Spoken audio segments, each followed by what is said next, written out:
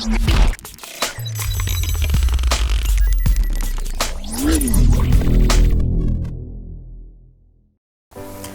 ទសូមជម្រាបសួរអ្នកទាំងអស់គ្នាសូមស្វាគមន៍មកកាន់ Mandarin Master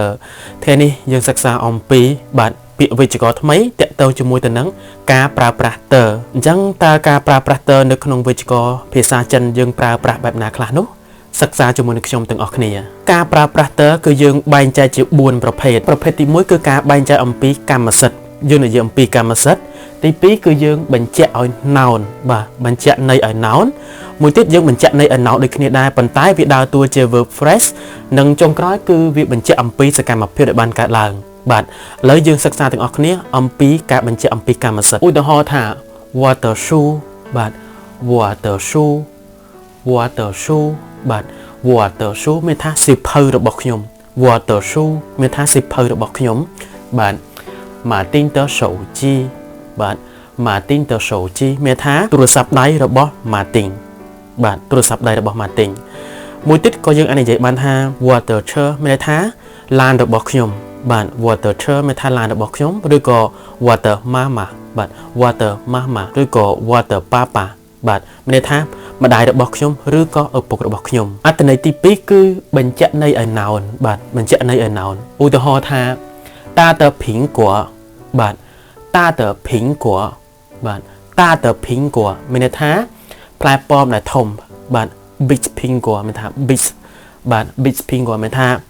ផ្លែប៉ោមបាទផ្លែប៉ោមដែលធំបាទអញ្ចឹងតាតមានថា big 苹果មានថាផ្លែប៉ោមបាទអញ្ចឹងដល់ហើយនេះគឺវាបញ្ជាក់ន័យបាទគឺវាបញ្ជាក់ន័យឲ្យ苹果នេះមានថាតាតបាទតាតមានថាវាបញ្ជាក់ន័យទៅឲ្យ苹果បាទតាត苹果មានថាផ្លែប៉ោមដែលធំបាទតាត苹果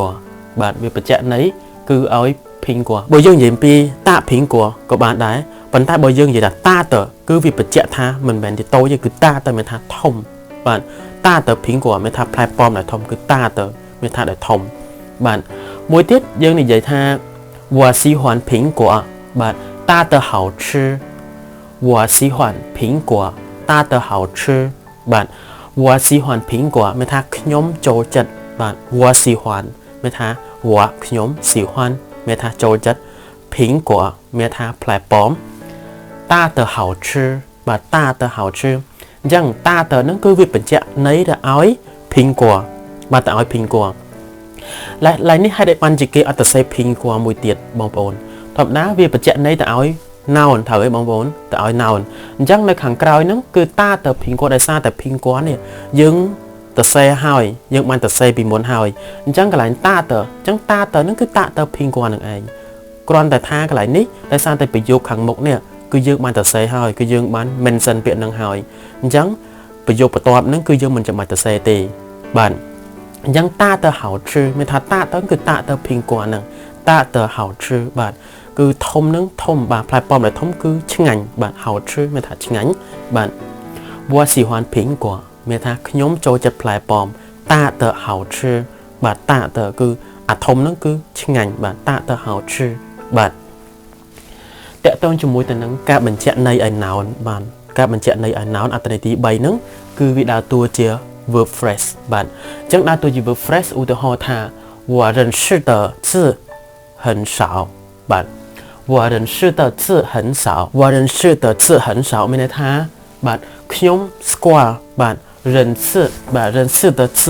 មានថា字ឡើយហ្នឹងវាជា noun បងប្អូនណាបាទអញ្ចឹង认识បាទ认识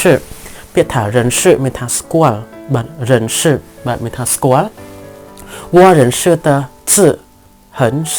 បាទមានថាខ្ញុំស្គាល់ពាក្យបាទឬក៏ស្គាល់អក្សរគឺតិចបងប្អូនណា我认识的字很少មានថាខ្ញុំស្គាល់អក្សរតិចបាទអញ្ចឹងកន្លែងនេះតនេះវាបញ្ជាក់ន័យបាទវាបញ្ជាក់ន័យឲ្យ字នេះបងប្អូនណាអញ្ចឹង字នឹងបែបណាគឺ认识的បាទ认识的អញ្ចឹងគឺកន្លែងហ្នឹងគឺគាត់ចង់និយាយថាពាក្យដែលស្គាល់អធិស្ឋានអក្សរដែលស្គាល់ហ្នឹងគឺ认识ហ្នឹងគឺការស្គាល់អក្សរហ្នឹងគឺតិចបាទអញ្ចឹង认识的មានថាស្គាល់បាទ认识的មានថាកន្លែង认识的វាបញ្ជាក់ន័យទៅឲ្យ字បាទបញ្ជាក់ន័យទៅឲ្យ字មានថា អក្សរដែលស្គាល់ហ្នឹងគឺតិចបាទ认识的បាទ认识的是很少បាទបន្តទៀតឧទាហរណ៍今天来的人很多បាទ今天来的人很多បាទមានថា来的មានថាបច្ចៈន័យទៅឲ្យ人បាទទៅឲ្យមនុស្សបាទ今天មានថាថ្ងៃហ្នឹងមនុស្សដែលចូលមកឬក៏មនុស្សដែលមកហ្នឹងគឺច្រើនបាទ今天来的人很多មានថាថ្ងៃហ្នឹងមនុស្សដែលមកហ្នឹងគឺច្រើនបាទអញ្ចឹង来的អ្វីបាទ来的人បាទមានថាមនុស្សដែលមកបាទអញ្ចឹង来的人មានថា来的ហ្នឹងគឺវាបច្ចៈឲ្យន័យទៅដល់មនុស្សបាទ来的人បាទតែនឹងវាដើរតួជា verb phrase បាទជា verb phrase ដែលបច្ចៈន័យទៅឲ្យ noun ហ្នឹងគឺជាកន្លែងហ្នឹងគឺជា人បាទគឺជា人មានថាមនុស្សបាទ今天来的人很多បាទ今天来的人很多អញ្ចឹងថ្ងៃហ្នឹងមនុស្សដែលមកហ្នឹងគឺច្រើនបាទអញ្ចឹង来的គឺវាបច្ចៈន័យទៅឲ្យ人បាទអញ្ចឹងតកតងជាមួយទៅនឹងបាទអត្ថន័យទី4វិញគឺបញ្ជាក់អំពីសកម្មភាពដែលបានកើតឡើងបាទសកម្មភាពបានកើតឡើងឧទាហរណ៍ថា我是昨天来的បាទ我是昨天来的មានន័យថាគឺខ្ញុំកាលពីម្សិលមិញគឺមកបាទអញ្ចឹងការប្រើប្រាស់ជាមួយទៅនឹង是បូកជាមួយទៅនឹងតគឺជាសំណង់ប្រយោគរបស់វាបងប្អូនណាគឺ是ហើយនឹងជាមួយតគឺជាសំណង់ប្រយោគរបស់វាអញ្ចឹងកាលណាយើងប្រើ是ហើយយើងដាក់នៅចំកណ្ដាលនេះបាទយើងដាក់នៅចំកណ្ដាលនេះគឺវាបច្ចៈន័យទៅឲ្យពេលវេលាឬក៏ទីកន្លែងឧទាហរណ៍ថា我是昨天来的បាទអញ្ចឹងអ្វីដែលវាបច្ចៈឡើងហ្នឹងគឺ昨天បងប្អូនណាគឺ昨天មានថាសកម្មភាពហ្នឹងគឺការពីម្សិលមិញគឺខ្ញុំមកបាទគឺខ្ញុំមកអញ្ចឹង我是昨天来的បាទមានថាគឺថ្ងៃម្សិលមិញគឺខ្ញុំបានមកបាទអញ្ចឹងសកម្មភាពហ្នឹងកាលណាយើងប្រាប់是什么什么តនឹងគឺបញ្ជាក់អំពីទីកន្លែងឬក៏ពេលវេលាអញ្ចឹងកន្លែងនេះគឺបញ្ជាក់អំពីពេលវេលារបស់昨天មានថាម្សិលមិញគឺខ្ញុំមកបាទបងប្អូនអរគ្នាបាទអញ្ចឹងការប្រើប្រាស់ជាមួយ是បូកជាមួយទៅនឹងតហ្នឹងគឺយើងមិនចាំបាច់ប្រើ是ក៏បានដែរឧទាហរណ៍ថា我昨天来的បាទ我昨天来的មានន័យថាគឺយើងបញ្ជាក់អំពីបាទពេលវេលា昨天来的បាទនឹងតកតងជាមួយទៅនឹងប្រយោគស្របបងប្អូនណាប្រយោគស្របអញ្ចឹងតកតងប្រយោគស្របយើងប្រើបាន2យើងមិនចាំបាច់ប្រើ是ក៏បានបាទយើងប្រើ是ក៏បានដែរបាទតកតងជាមួយទៅនឹងប្រយោគបដិសេធវិញយើងដាច់ខាតត្រូវតែប្រើ是ជាដាច់ខាតបងប្អូនណាឧទាហរណ៍ថា我不是昨天来的បាទ我不是昨天来的我不是昨天来的មានន័យថាខ្ញុំមកទីនេះមិនមែនម្សិលមិញទេបាទខ្ញុំមកហ្នឹងគឺមិនមែនម្សិលមិញទេបាទ我不是昨天来的អញ្ចឹងសកម្មភាពហ្នឹងគឺ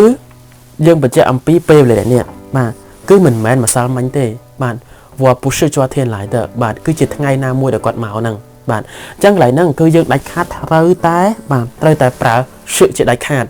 បើសិនជាយើងមិនប្រើ是ទេគឺប្រយោគនឹងខុសបងប្អូនណាឧទាហរណ៍យើងនិយាយថា我不昨天来的កន្លែងហ្នឹងគឺអត់ត្រូវទេយើងប្រើអញ្ចឹងអត់ត្រូវទេអញ្ចឹងដាច់ខាតត្រូវតែប្រើ是ជាមួយប្រសិនបើជាប្រយោគស្របយើងអាចប្រើ是ក៏បានមិនប្រើ是ក៏បានដែរបាទ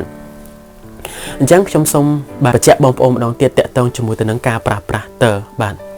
អញ្ចឹងការប្រើប្រាស់តើយើងបែងចែកជា4នៅក្នុងការប្រើប្រាស់បាទទី1យើងប្រើប្រាស់បញ្ជាក់អំពីកម្មសិទ្ធិបាទឧទាហរណ៍ថាវត្តស៊ូបាទវត្តស៊ូមានថាសិភៅរបស់ខ្ញុំបាទវត្តស៊ូមានថាសិភៅរបស់ខ្ញុំឬក៏បាទម៉ាទីនតសូជីបាទម៉ាទីនតសូជីមានថាទូរស័ព្ទដៃរបស់ម៉ាទីនបាទបញ្ជាក់អត្ថន័យទី2គឺបញ្ជាក់ន័យឲ្យ noun បាទបញ្ជាក់ន័យឲ្យ noun ឧទាហរណ៍ថាតាតភិងកួបាទតាតភិងកួមានថាតាតបាទតាតកន្លែងនេះគឺវាបញ្ជាក់ន័យទៅឲ្យបាទទៅឲ្យភិងកួបាទបញ្ជាក់ន័យទៅឲ្យភិងកួតាតភិងកួមានថាភិងកួដែលធំបាទមានថាផ្លែប៉ោមដែលធំបាទតាតភិងកួឬក៏ស្រាវតភិងកួបាទស្រាវតភិងកួមានថាផ្លែប៉ោមដែលតូចបាទអញ្ចឹងតាតនឹងអញ្ចឹងកន្លែងតនឹងគឺវាបញ្ជាក់ន័យបាទគឺវាបញ្ជាក់ន័យទៅឲ្យភិងកួហ្នឹងបាទអញ្ចឹងកន្លែងហ្នឹងរូបមន្តជាធម្មតាគឺបាទគឺគុណនាមបងប្អូនណាគុណនាមបូកជាមួយទៅនឹងតបាទបូកជាមួយទៅនឹងតឬហៅបូកជាមួយទៅនឹង noun បាទអញ្ចឹងតាហ្នឹងគឺជាគុណនាមតាតស្រាវតបាទហើយតមានថាវាបញ្ជាក់អំពីបាទ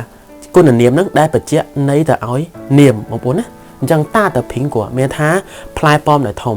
បាទមួយទៀតយើងប្រើតដែរបញ្ជាក់ន័យឲ្យ noun ដែរ ប៉ុន្តែយើងលុបណៅនឹងចោលដោយសារតែឡៅនឹងយើងត្រូវបាន mention ឬក៏បាននិយាយនៅប្រយោគពីមុនខាងដើមឧទាហរណ៍ថា我喜欢苹果បាទ我喜欢苹果大的好吃បាទ我喜欢苹果大的好吃មានថាខ្ញុំចូលចិត្តផ្លែប៉ោមតាតអញ្ចឹងកន្លែងតណាកន្លែងនេះកន្លែងហ្នឹងជាបើយើងនិយាយប្រយោគខាងលើហ្នឹងគឺតាតភីងគួរអញ្ចឹងដោយសារតែកន្លែងភីងគួរកន្លែងហ្នឹងបាទកន្លែងភីងគួរកន្លែងហ្នឹងបងប្អូនណាកន្លែងភីងគួរបាទអញ្ចឹងកន្លែងភីងគួរកន្លែងហ្នឹងគឺយើងលុបចោលបាត់ហើយបាទអញ្ចឹងកន្លែងភីងគួរកន្លែងហ្នឹងយើងលុបចោលបាត់ហើយដោយសារតែយើងទៅសេភីងគួរនៅខាងដើមនេះបាទដោយសារតែយើងបានទៅសេវាឲ្យនៅខាងដើមហ្នឹងបាទតាក់ទងជាមួយទៅនឹងការបញ្ជាក់ន័យឲ្យ noun អញ្ចឹងវាដើរតួជាបាទវាដើរតួជា verb phrase ឧទាហរណ៍ថា我认识的字很少បាទ我认识的字很少មានន័យថាបាទអក្សរបាទខ្ញុំស្គាល់អក្សរនេះគឺតិចបាទខ្ញុំស្គាល់អក្សរនេះគឺតិចបាទអញ្ចឹងពាក្យថា认识的គឺជា verb បាទជា verb ដែលវាដើរតួនាទីបញ្ជាក់ឲ្យន័យទៅឲ្យ noun សឹកនេះបាទទៅឲ្យ noun សឹកនេះមួយទៀតតាក់ទងទៅនឹង今天来的人很多បាទ今天来的人很多មានថា来的នឹងជា来មានថាជា verb បងប្អូនណាអញ្ចឹង来的វាជា verb phrase ដែលបញ្ជាក់ន័យទៅឲ្យ 人មានថា来的人អញ្ចឹង来什么来的人很多បាទ来的人很多បាទអញ្ចឹងនេះវាដើរតួជា verb phrase បាទអញ្ចឹង今天来的人很多បាទមានថាថ្ងៃហ្នឹងគឺមនុស្សដែលមកហ្នឹងគឺច្រើនបាទគឺច្រើនតាក់ទងជាមួយទៅនឹងបាទទី4បញ្ជាក់អំពីសកម្មភាពដែលបានកើតឡើងបាទអញ្ចឹងសកម្មភាពដែលបានកើតឡើងគឺវាយើងប្រើជាមួយទៅនឹងសឹបូកជាមួយទៅនឹងត